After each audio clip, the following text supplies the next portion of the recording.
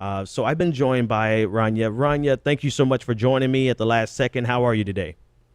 I'm good. How are you? I'm doing great. I'm doing great. So it's always an eventful day. It's a big year, big election year. But you and I were both caught off guard. I think you found it first, and you wrote it up in your piece on your site about this letter. So again, now full transparency for everyone watching. Bakari has already agreed to come on the show and discuss it, but we may not be able to lock in with him until next week. So we still wanted to talk about it tonight. And Bakari, if you're watching, feel free to call in, and we'll chop it up on air. So with that being said, how are you, first of all, and tell me about the piece and what are you thinking about it? I'm good. I'm good. How are you? I'm doing good. It's just another day in the neighborhood. I like that answer. So yeah, I really do. I really hope Bakari follows through. I'm really looking forward to debating him on this issue. But yeah, so if people were paying attention over the weekend, the Democratic Platform Committee met so that they could vote on language to submit for the draft of the Democratic platform. And so they had a lot of, that was last Friday, there was a lot of back and forth, a lot of bickering over various issues. And unfortunately, a lot of progressive issues. You have there's 5 people on the committee who Bernie Sanders appointed. The rest were appointed by the DNC and Hillary Clinton, and for the most part support Hillary Clinton. And so it was pretty much an ideological battle, I think, over the various points. And one of those issues was Israel-Palestine. It came at night. It was the last issue to be discussed. And the Bernie people, they introduced an amendment to the language that's already in the draft of the platform, basically calling for a couple things. One of the things that they wanted to do was they asked to add in language, basically calling for the end of Israel's decades-long military occupation of the West Bank and Gaza. They called for the end of Israeli settlements, which has been illegal settlements, I should say, which have been an issue that have dramatically contributed to the conflict. And they called for a rebuilding of Gaza. Another issue that they brought up was so the boycott, divestment, and sanctions movement, which is Palestinian-led and is basically a nonviolent movement to try and pressure Israel to and its military occupation and its human rights abuses against Palestinians. There's language in the platform at the moment that basically states Democratic Party opposition to delegitimization of Israel at the UN and through BDS. And so that's what the language is now. And so the Bernie Sanders people wanted to have that removed. And so these were the requests they made. And it was shot down by the Clinton people, by the mostly Hillary Clinton supporters, the Bernie Sanders supporters. All 5 of them were the only ones who voted for it. And I mean, this is not something radical. Right. This is pretty basic. Like, it's not like it's calling for something even I'd want, like as far as I'd want. It's just saying what U.S. policy already says, which is that we want an end to the Israeli occupation. We want we want equality for both people, for Israelis and Palestinians. Israel needs to end its illegal settlement enterprise, and Gaza needs to be rebuilt. And that's it. I mean, that's not anything crazy or radical. Those are things that even President Obama says, right? So that was beat down because the Hillary Clinton wing of the party, which is the establishment of the party, is very much allied with Israel and allied with the right-wing regime in Israel, which is unfortunate. And so then we get to, sorry, I don't know if you want to jump in or if you want me to continue. Well, actually, the only thing I want to jump in there on is the word occupation. There's a couple things I know you're going to get into in a second, but it's the word occupation that seems to be so problematic. Pope Francis actually gave a speech, I believe, either last week or over the weekend, where he described the same exact situation as occupation, and he even got attacked from so many different circles. Why? And just not to take you off on too far a tangent, but why do you think that specific word, despite the reality of it being, why is that specific word problematic?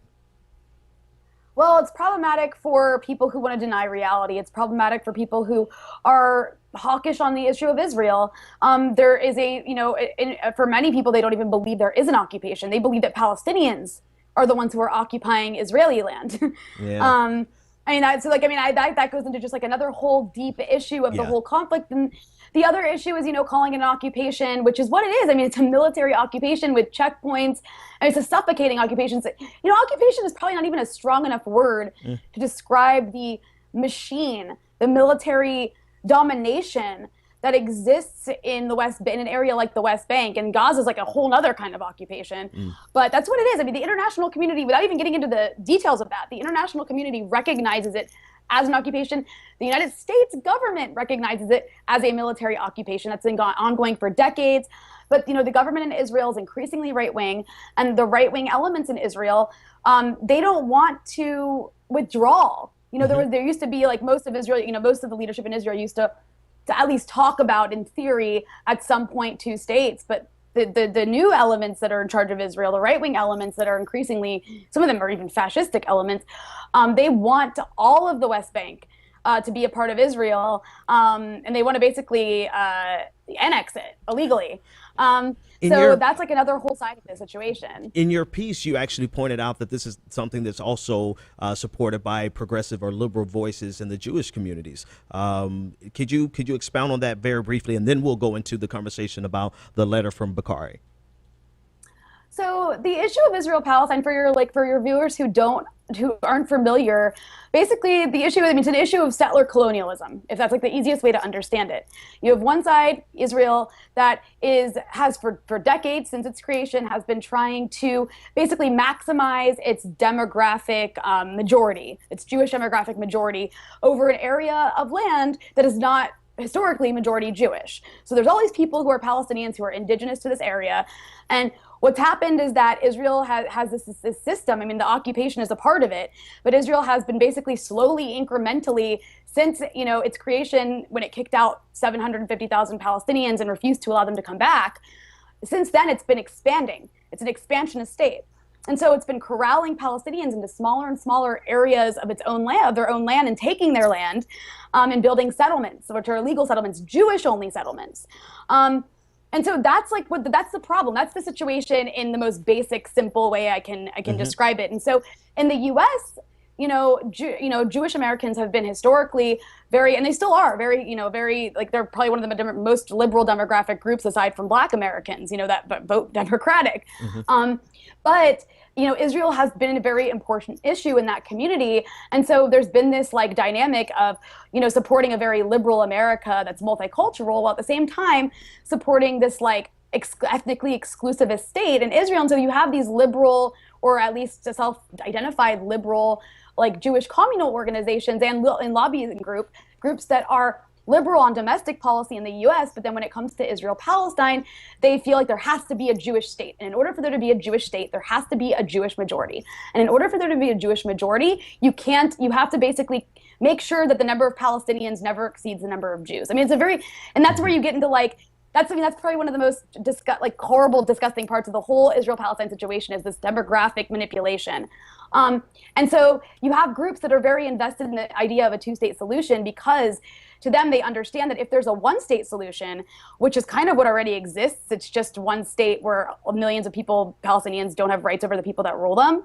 But but they want a 2-state solution so that the demographics never change, because if you have a 1-state reality, and at some point you're going to have to give rights to all the Palestinians there, and then at that point it would upend the Jewish majority. So that's why you have groups like J Street that are so invested in the 2-state solution, to the point where where it's just that's become almost it's become you just always hear the mantra 2-state solution, 2-state solution, even though it's there's no realistic way of it happening. And so that's what I was talking about in my piece, is these organizations that claim to be liberal, but they don't care about, they want to oppose BDS. And so that's another thing, is the BDS movement calls for, giving Palestinian refugees the right to return.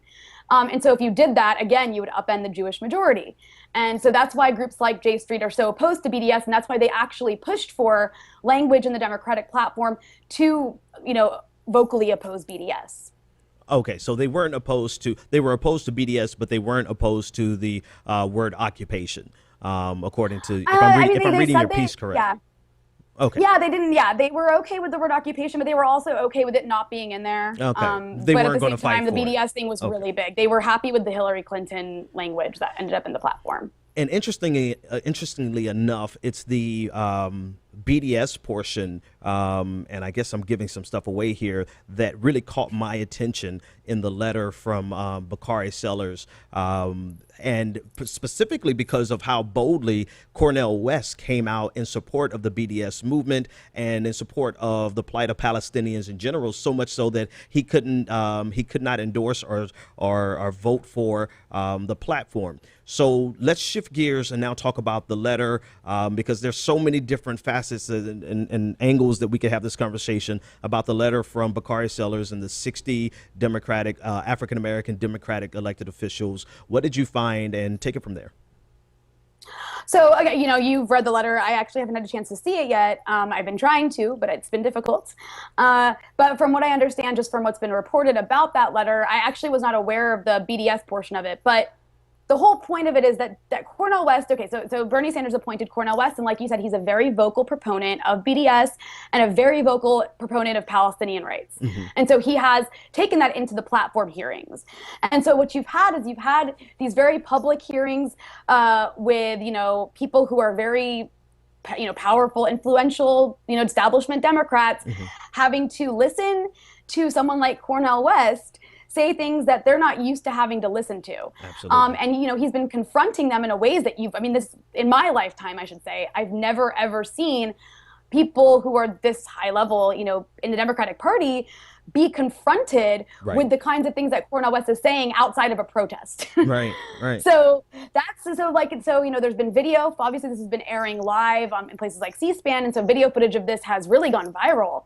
And people are just like, it's actually kind of exhilarating to watch. It's like it's political theater in a lot of ways, And so this has been making the rounds. It's gone viral, and people are watching. And, some people who are very pro Bernie Sanders, who maybe didn't really understand the dynamics or even really know about Israel Palestine, are watching this and recognizing, okay, like this is an issue of oppression, right? Mm-hmm. Like maybe something that they didn't know before. And so that is scary for the Democratic Party, especially the Hillary Clinton wing of the Democratic Party. Because, this is what's happening. There's a trend where polls have been showing that liberal Democrats are increasingly supportive of Palestinian rights, to the point where the most recent poll shows that liberal Democrats, particularly those voting for Bernie Sanders, actually support Palestinians more than they do Israelis, which is like completely unprecedented. Wow. And so this is basically the progressive base of the Democratic Party is changing on this issue dramatically and very, very fast. That number of liberals who support Palestinians has doubled in the last 2 years. And so what you have is that sentiment it's inching its way up. And that's what you see in Cornel West being appointed and being able to say this at the Democratic platform hearing, is you see the grassroots really inching its way up on what, is in a lot of ways the third rail of American politics. This is the one issue that you're just not allowed to talk about. And so that's why this letter took place, because Cornel West is also, he's basically a celebrity civil rights activist and scholar and author and Black radical. And, despite his qualms with Obama, he's still considered somebody who's admired in the Black community. Mm-hmm. And so when you have the letter, when you have a letter like the one that Bakari spearheaded or wrote being signed by all these people, the message is that don't listen to Cornel West. Don't listen to that Black guy. Listen to these Black leaders. And so that was an attempt to really undercut the effectiveness of Cornel West's testimony mm-hmm. at these hearings.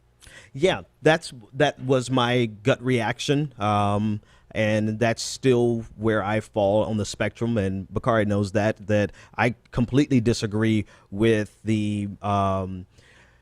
with this image of 60 Black elected officials, almost as though it's a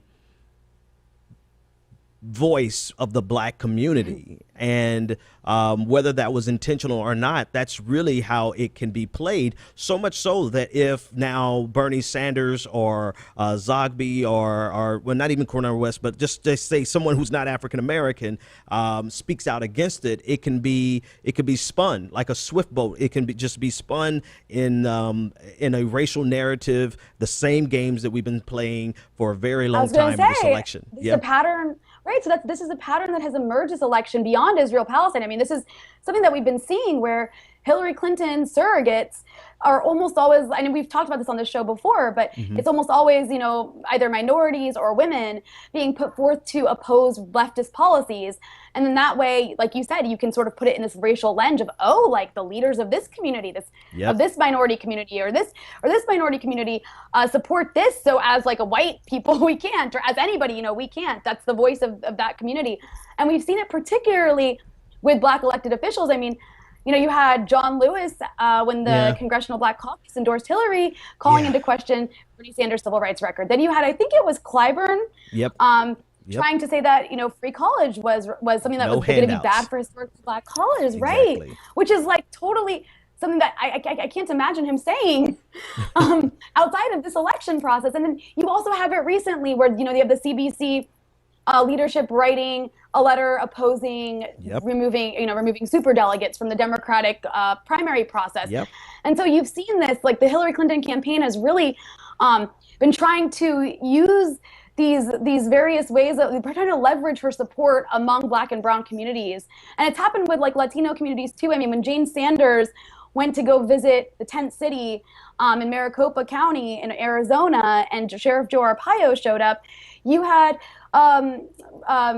Louis Gutierrez holding or sending a letter to like the media claiming that she got a tour from Arpaio and that the Bernie Sanders campaign was allied with Joe Arpaio.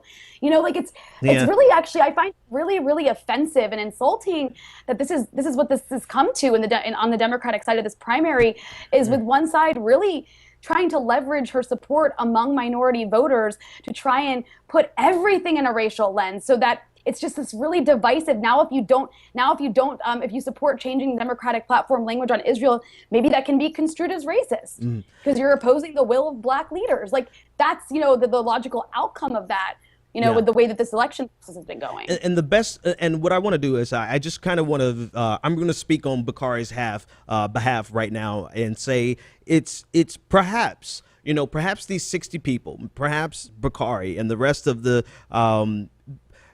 people who signed onto this letter simply agree with the original language, and they, for whatever reason, they believe in that original language, and they would say that the Black community is not monolithic. And just like we have Cornel West, who is a fierce defender and advocate for Palestine, you also have African Americans in America who are fierce advocates for Israel, and they fall on that side of the equation. I'm sure that's going to be one of the things that he says. And so what would you say to that, number one? And then I have a couple things that I would say to my own proposition there. Go ahead. Well, of course, the Black community, no community in this country is monolithic, as much as, you know, the media portrays it that way. So of course, you know, there are elements of the Black community that support Israel, elements that support Palestine, elements that don't really care. And that's probably the case for most communities. I think that there is some power when it comes to, there's an extra added layer of power to the issue of Israel-Palestine when you have Black civil rights leaders speaking on it, right? Because especially on the issue of Palestine, because, you know, Black Lives Matter, for example, has been very much like allied with the issue of Palestine, and there's been delegations going to visit there, and they do see this very much in the lens of civil rights, and that's what it is at the end of the day. It's civil rights. You have people that are being denied basic rights, and that's how people like Cornel West see it. I mean, that's the reality on the ground. And so the fact that they were trying to specifically undercut Cornel West, I mean, there wasn't, you know, that's what this was about. There wasn't, it's not like, you know, that, and you could have undercut Cornel West in other ways. Instead of having like Jewish groups, you know, having Jewish groups write a letter, it was specifically Black lawmakers writing a letter. And so it was just like trying to pit, I feel like, you know, identity against identity, to try and say, no, we're the representatives. Like to tell the Clinton people on the Democratic Platform Committee, no, we are the representative of the Black community, not Cornel West. Listen to us. I mean, historically, that's always been the case, a competition between who's going to be the voice of the Black community. And there is no singular voice of the Black community. Cornel West himself is clearly not the voice of the Black community, but oftentimes what happens, and I know you've experienced this firsthand, is if there's a countervailing force, voice, that's saying something that's counter to the approved narrative, those voices will be erased. Right. And so there was a need, in my opinion, and Bakari will speak for himself, but in my opinion, there was a need to present a counter voice to Cornel West, because they couldn't erase Cornel West. Like they can so easily erase all of the our minor voices out here who don't have those significant platforms. They could just erase the fact that there are plenty of women who don't support Hillary Clinton's platform or Hillary Clinton, plenty of African Americans who stand in complete solidarity with Palestine, right? They want to completely erase that portion and give a representation that it is the black community, and the black community stands with Hillary Clinton, and the black community stands with Israel, when in actuality, there is a rich legacy that goes so far back, generations of African Americans standing, not generations, but decades of African Americans standing with the Palestinian people. So, you know, it's a very frustrating situation, in my opinion, because it feels like it's one more domino in that chain of narratives that have been spun for against Bernie Sanders, and more than Bernie Sanders, but what he stands for. And in this case, a very progressive position on Palestine. And the most, I would say, the most progressive position in all of the Senate. Definitely the most. I mean, what he's done is pretty historic. Like, no one's ever gone this far on this high of a platform, again, at least in my lifetime. You know, especially someone like Bernie Sanders, of all people, who 2 years ago was like shouting down hecklers people were heckling him about the issue of Gaza. He was like telling them to shut up. And the where he's gone from there for, you know, in just a short time span is incredible. And he's taken it to the point where on a national stage, of a debate stage, a national debate stage during a presidential election, as a candidate, a competitive candidate, you know, challenge the orthodoxy on the most taboo issue when it comes to American politics. And that's for me, that is the most telling thing, that it is taboo. It is that third rail. You can't talk about it. If you talk about it and not talk about it from the the ordained narrative, then you are isolated, and everything is done possible to erase your voice or marginalize your voice. So Rania, listen, thanks so much for coming on. We kind of went into it a little bit, but we'll go into it a lot deeper. I know Bakari has already agreed to it, and you've agreed to it. So just again, I have to have a conversation on not only this letter, but the underlying issues underneath it. Yeah, I'm looking forward to it, and thanks so much again for having me on. It's always fun to come on and chat. My pleasure. Thanks so much.